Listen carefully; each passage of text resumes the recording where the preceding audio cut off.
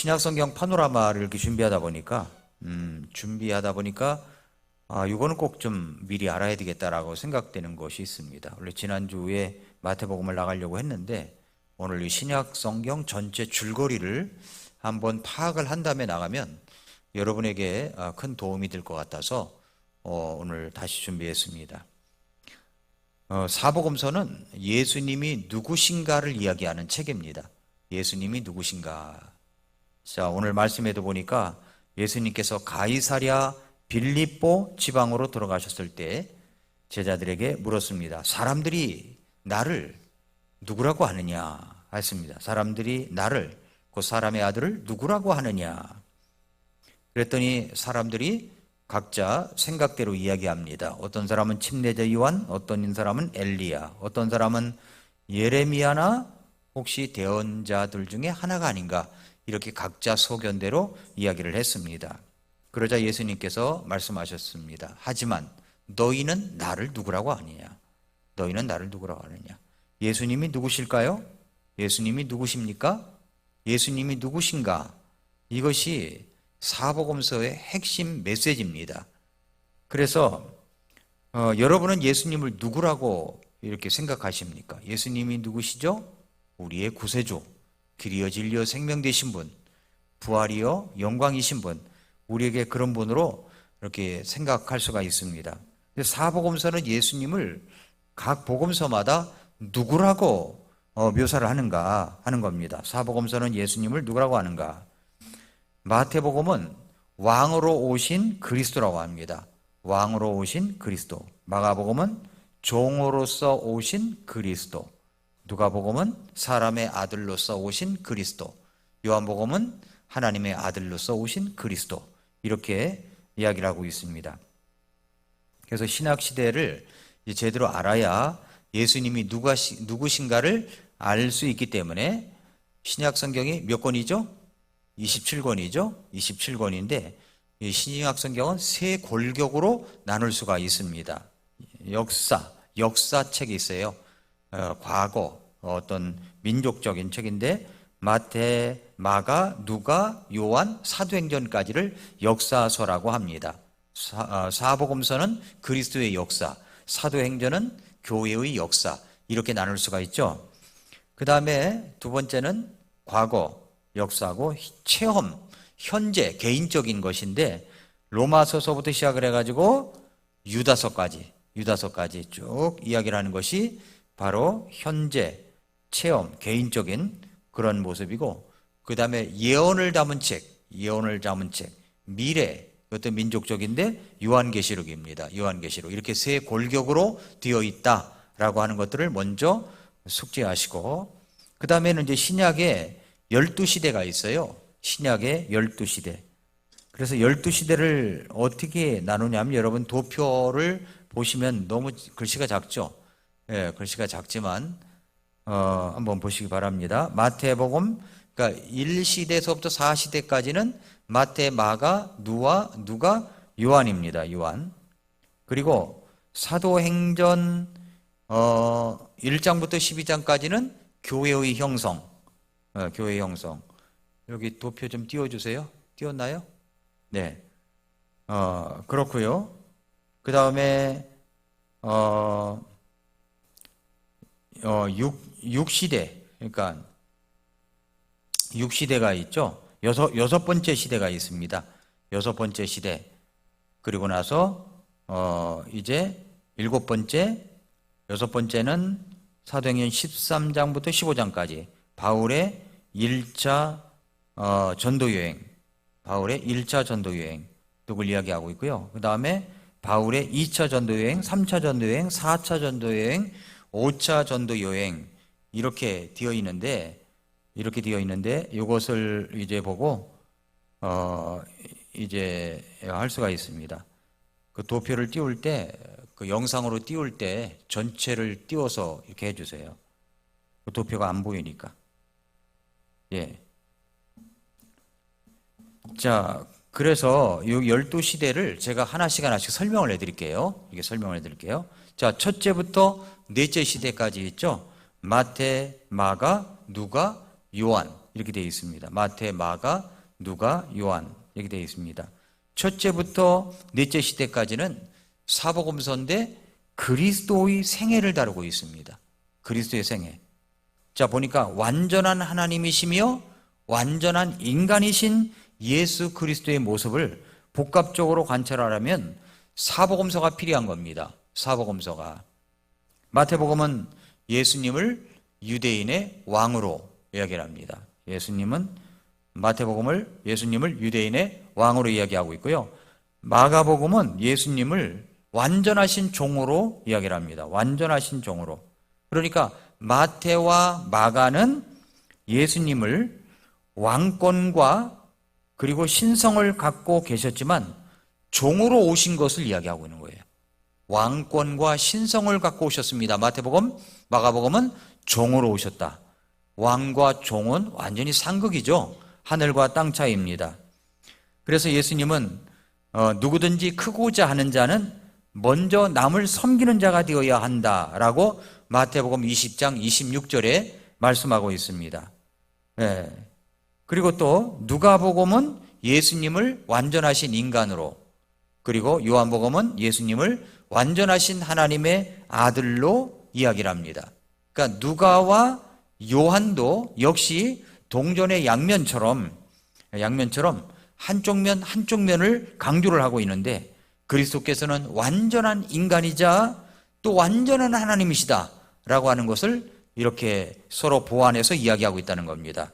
그러니까 예수님께서는 완전한 인간이셨기 때문에 우리의 인간성을 온전히 공감하실 수가 있었고, 죄에 대한 부분만 빼고요, 우리를 위해 자기 목숨을 바치실 수가 있었습니다. 그러나 또한 그리스도께서는 신성을 소유하고 계셨기에 세상 죄를 속하기 위한 유일한 희생제물이 되실 수가 있었습니다.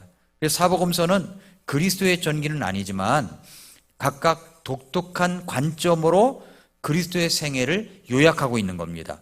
사복음서 기자들이 각각 자신의 논지를 뒷받침하는 이적과 진술과 사건들을 선별하여 기록했다는 말입니다. 4명의 화가들이 각기 다른 위치에서 똑같은 대상을 보고 그림을 그렸다고 생각하면 이해가 빠를 수 있어요. 똑같은 대상을 놓고 다른 위치에서 본 거죠. 다른 위치에서. 그래서 예수님의 생애를 묘사를 했다는 이야기입니다. 그러므로 이 4가지 그림을 서로 결합할 때 4가지 측면에서 하나의 대상을 볼 수 있을 뿐만 아니라 각각의 그림을 개별적으로 놓고 볼 때는 도저히 얻을 수 없는 통찰력을 얻게 되는 것입니다. 자, 여기까지 이제 첫 번째 시대부터 네 번째 시대까지 이야기를 했죠. 자, 5번째 시대가 있어요. 5번째 시대는 뭐냐면 교회의 형성입니다. 교회의 형성. 교회의 형성은 사도행전 1장부터 12장까지입니다. 1장부터 12장까지. 자, 오순절에 성령님께서 강림하셨을 때 그리스도의 몸된 교회가 드러났습니다. 잉태하고 있던 교회가 오순절날 드러난 거죠. 그래서 처음에 성도들은 예루살렘과 유대에서만 활동에 제한되어 있다가 이제 베드로와 요한을 중심으로 1장부터 12장까지 보면은 베드로와 요한을 중심으로 활동을 했습니다. 그런데 얼마 후 유대교를 고집하던 유대인들의 그 성도들을 향한 핍박이 심해지자 그래서 흩어지게 됐습니다. 사도행전 1장 8절을 실천하지 아니하면 8장 1절이 온다고 그랬죠. 8장 1절에 보면은 핍박이 나서 흩어지게 됩니다. 어디리요? 예루살렘과 온 유대와 사마리아와 이렇게 사마리아까지 흩어지게 됩니다. 그리고 이제 빌립을 통해서 8장에 보니까 사마리아까지 복음이 전파되도록 하셨고, 특히 복음과 교회를 확장시킨 사람이 누구냐면은 핍박자였던 다소 사람 사울이었습니다. 다소 사람 사울이었어요. 예수님께서는 자신을 모질게 핍박하던 사울을 다마스커스로 향하는 길에서 대면하여 이방인을 위한 전도자로 삼으신 것입니다. 여기 지도 하나가 있습니다. 지금 이제 터키 지도, 지진난 지도입니다. 터키 지도를 봐보세요. 터키 지도 보면은 여기 보면은 타르수스라는 거 보입니까? 타르수스.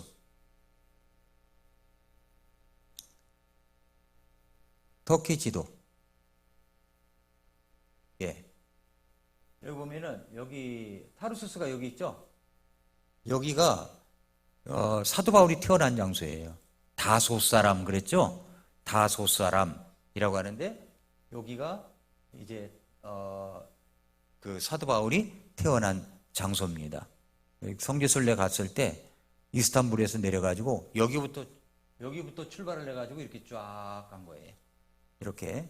그런데 지금 그 지진이 난 지역이 어딘지 아십니까? 고담 사진 띄워보세요. 지진이 난 지역.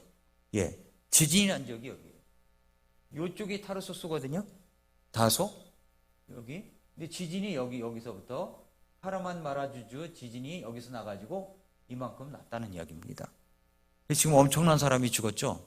엄청난 사람이 죽었습니다. 그러니까 우리가 금방 이해가 빠르죠? 아, 이게 사도 바울이 어디서 태어났나라는 게. 그때 성지순례 갔던 분 계시죠? 예, 그때 갔던 곳이 이제 이곳입니다. 자, 그래서 이제 뭘 이야기하려고 하니 다소 사람이었던 사울, 나중에 바울이 되지만 바울을 통해서 13장부터 28장까지 바울을 중심으로 활동을 했다는 이야기입니다. 그래서 이제 교회의 중심이 예루살렘에서 시리아 안디옥으로 이제 바뀌어지게 되고요. 그리고 이제 이방인을 위한 전도자로다가 이제 그 바울이 세워지게 된 겁니다. 예수님께서는 자신을 가장 모질게 핍박하던 사울을 다마스커스로 향하는 길에서 대면해 가지고 구원받게 하고 그리고 이제 이방인을 위한 위대한 전도자로 세우셨습니다. 그래서 교회의 중심이 예루살렘에서 시리아 안디옥으로 옮겨졌다는 거죠.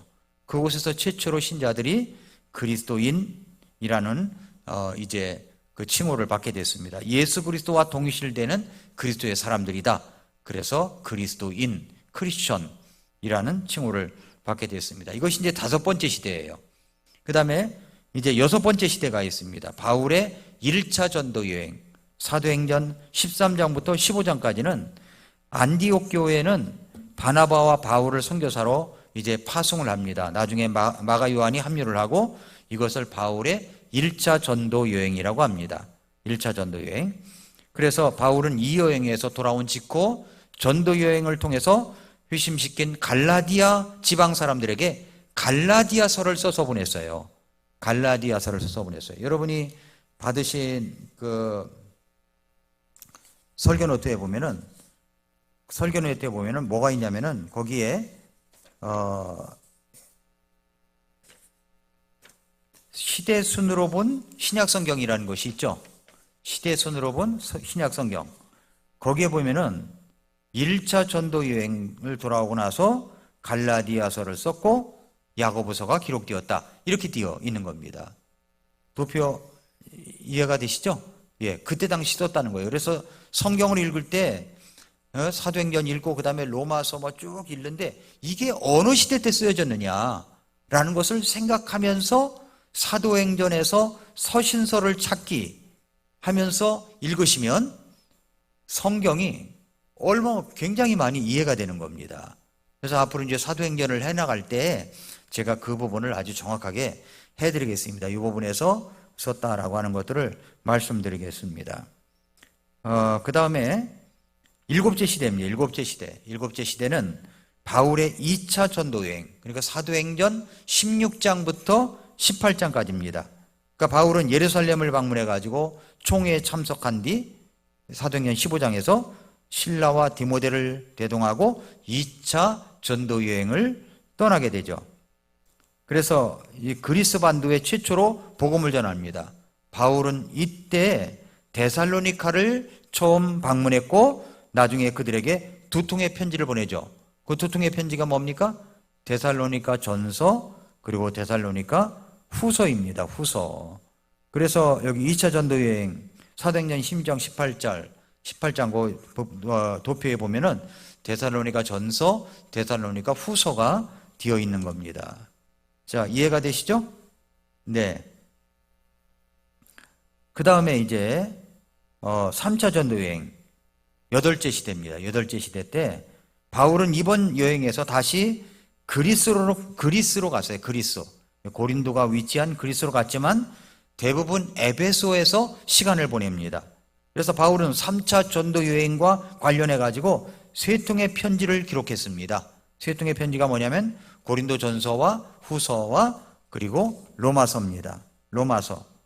그래서 3차 전도 여행 그 도표에 보면은 고린도 전서, 후서, 로마서 되어 있죠? 예. 사도행전 이제 19장부터 21장까지 읽어갈 때에 19장부터 21장까지 읽은 다음에 고린도전서, 후서, 로마서를 읽으면은 그러면 또 이것이 이제 같이 연결돼 가지고 이해가 더 빠를 수가 있다는 겁니다. 그래서 여덟째 시대 바울의 3차 전도여행 로마서를 쓸 때 구원의 복음을 가장 조리 있게 기술한 편지인데 바울은 로마서 끝부분에서 31명의 이름을 일일이 거명하면서 바울의 동역자들의 이름을 언급하죠. 로마를 방문한 적은 없지만 다른 곳에서 로마의 크리스천들을 만나고 있었다는 뜻입니다. 그래서 바울은 대중에게 복음을 전하는 한편 한 사람 한 사람에게 깊은 관심을 가지고 각 개인과 친분을 유지하고 있었습니다. 사도행전이 바울의 1차, 2차 전도여행에 각각 3장씩 할애하고 있다는 점, 그리고 전도여행의 차례를 나타내는 숫자와 그 전도여행과 관련해 기록한 편지의 양이 일치한다는 사실과 관련해서 편지 1통, 편지 2통, 편지 3통, 편지 1통, 2통, 3통 이렇게 기록했다는 겁니다. 예, 야고보서는 바울이 기록한 게 아니니까, 그죠? 야고보서는 바울이 기록한 1통, 2통, 3통, 4통, 5통 이렇게 되네요. 그렇죠? 이야기가 쉬우시죠? 예, 편지를 그렇게 보냈다는 이야기입니다. 자, 그 다음에 이제 9째 시대 바울의 4차 전도여행입니다. 4차 전도여행이면 사도행전 22장부터 끝까지예요. 28장까지. 네 번째 전도여행은 앞선 3차례의 경우와 조금 다릅니다. 자발적으로 떠난 게 아니라 타의에 의해서 강제로 갔어요. 어디로요? 로마로 압송되어 갔죠.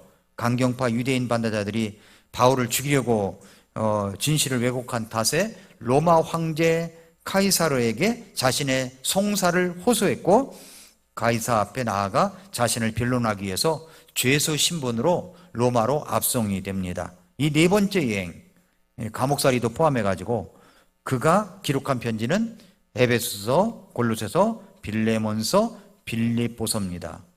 이런 순서로 기록된 것으로 보입니다. 바울이 감옥 생활을 하면서 기록한 이 네 통의 편지를 뭐라고 얘기했냐면은 옥중서신이라고 그러는 거예요. 옥에서 썼다, 감옥에서 썼다 그래서 옥중서신이라고 합니다. 특히 에베소서와 골로새서와 빌립보서에서 바울은 그리스도를 아주 높여서 그렇게 기록을 했습니다. 자, 10째 시대 바울의 5차 전도여행. 바울이 5차 전도여행이 있었을까요? 성경엔 기록이 없어요. 없지만 사도행전의 마지막 부분에서 바울이 5차 전도여행을 떠날 것을 암시하고 있죠. 사도행전 역사가 끝난 게 아니니까 로마에 도착한 바울은 자비로 세를 얻은 집에 꼬박 2년 동안 감금되어 있었습니다. 로마의 법은 원고가 18개월 이내에 나타나지 않으면 죄수를 풀어주도록 정해져 있었습니다. 사도행전은 바울을 기도했던 유대인 강경파 반대자들이 이제 그 시점까지 로마에 나타나지 않았다라는 것을 강력히 시사하고 있는 겁니다. 또한 목회서신, 그 디모데 전후서와 디도서에 목회에 도움이 되는 내용들이 포함되어 있다고 해서 개인서신이기도 하지만 목회서신이라고 얘기를 해요. 그래서 목회서신이라고 부릅니다. 몇 가지 연대가 사도행전 시대와 잘 맞아떨어지지 않습니다. 이런 여러 가지 이유들로 인해서 많은 사람들이 바울이 로마에서 일시 석방되어서 5차 전도 여행을 떠났을 것이라고 추론하고 있는 거예요. 5차 전도 여행. 이때 바울의 주요 관심사는 크레타, 이 크레타 섬에 있는 거, 그리고 에베소의 젊은 목회자들을 다시 방문하는 것이었습니다. 만약에 베드로전후서가 이 시기에 기록되었다면 바울의 5차 전도 여행 기간 동안에 나온 서신이 총 5권, 목회 서신과 베드로전후서가 된다는 얘기죠. 예. 베드로 전후서의 핵심은 고난 중에 인내라고 할 수가 있는데, 이는 당시 시대 상황과 잘 들어맞습니다. 그리고 그의 편지는 얼마 지나지 않아서 더욱 큰 의미를 지니게 되었는데, AD 70년 예루살렘 성이 로마에 의해 파괴되었기 때문에 그런 것입니다. 11번째 시대, 후기 사도들의 시대입니다. 바울 시대가 지나갔고 후기 사도들의 시대, AD 85년에서 AD 90년 사이에 사도 요한이 요한 1서, 요한 2서, 요한 3서 이렇게 세 통의 편지를 기록했죠. 유다서와 히브리서 역시 이 시기에 기록된 것으로 볼 수가 있습니다. 이것이 11번째 시대, 후기 사도들의 시대다 이렇게 이야기를 합니다. 12번째 시대, 12째 시대, 역사의 종결입니다. 노년의 사도 요한이 기양지인 반모섬에서 요한계시록을 기록할 때 그는 신약 성경을 끝내고 있었을 뿐 아니라 세상을 끝내기 위한 하나님의 계획을 기술하고 있었습니다. 자, 그래서 이제 오늘 이렇게 시대선으로 본 신약 성경, 여기에 나와 있는 것이 있는데, 이제 이렇게 해서 역사의 종결이 12시대로 이렇게 끝이 나게 되는 겁니다.